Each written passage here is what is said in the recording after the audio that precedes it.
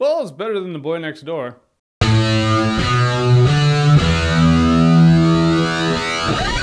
The Perfect Guy. So The Perfect Guy is another Fatal Attraction-ish movie. It just goes down exactly how you think it would go down. This lady's dating this dude, and she's like, hey, we want different things, so they break up, and then she meets this other guy, and he's the perfect guy. He knows everything to say. He's really charming. He meets the parents. They love him, and then one day he just snaps, and she's like, maybe he's violent and a little unstable. So they break up, and then he starts stalking her, and he acts very violent and unstable. But from the get-go, this movie was really rushed. In the course of 5 minutes, she breaks up with her boyfriend. In the next 5 minutes, she establishes this relationship with this other guy she doesn't know. It's like, we just want different things. Okay. And she's sitting in a bar. Hey, I'm a drunk guy. I want to buy you a drink. I'm really not interested. She says she's not interested. Walk away. Walk away. Glad I can get you out of that pickle. Hey, speaking of pickle, let's go fuck in the bathroom. Seriously, the first time they bang is in this sleazy ass underground club bathroom. You know, like classy ass adults. I know a lot of my fans are like, yeah, this is kind of how it happens, right? No, not when you're a career-driven adult. You have things to look forward to, guys. I'm letting you know this. You know, beds, bedrooms, houses,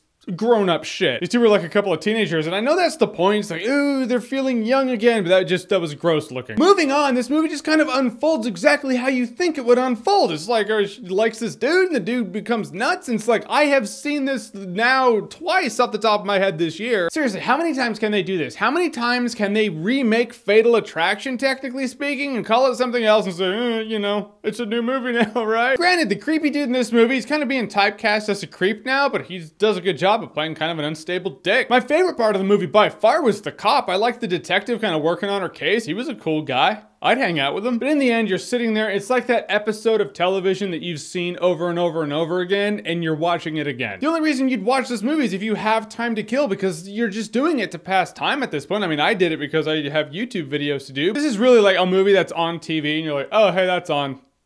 It can stay on. But paying to go see it in theaters? Not today. I'll paint my Star Wars miniatures and life will be good. Lord knows why you'd be watching this in the background while you're painting Star Wars miniatures and not The Empire Strikes Back, but hey, it could happen. And the time gaps were off in this movie. I feel like this entire movie takes place in the course of about a week and a half, maybe 2 weeks. I think you're supposed to get the feeling that months have passed in the course from the beginning to the end of this movie. You don't at all. The movie doesn't succeed in that shit. Guys, I'm gonna keep this short, sweet, and simple because this movie is short, simple, but not really that sweet. The Perfect Guy doesn't have bad performances in it. Everyone's passable in the movie. The cop was likable. If you're just accruing a database in your head of every Fatal Attraction-ish movie that exists and you want to add this to your mental collection, here you go. Other than that, you've seen this movie before and now it's out here again for you to see it or not see it. Because in the end, The Perfect Guy just left me with that feeling that it'd probably be a good time if I was drunk. Yeah, no, it's a party.